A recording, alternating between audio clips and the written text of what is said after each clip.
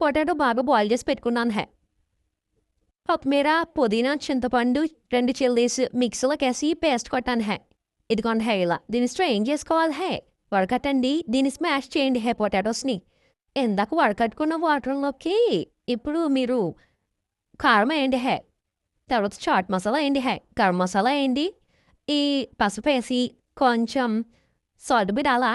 ఇవన్నీ మిక్స్ చేయండి హే ఈ పూరీస్ ఇలా ఆయిల్లో వేపేయండి హే ఫ్రై చేయండి హే ఇలా అన్నీ ఫ్రై చేసి పక్కన పెట్టుకోండి హే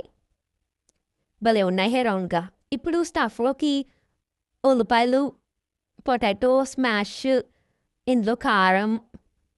అలాగే చాట్ మసాలా గరం మసాలా వేసి బాగా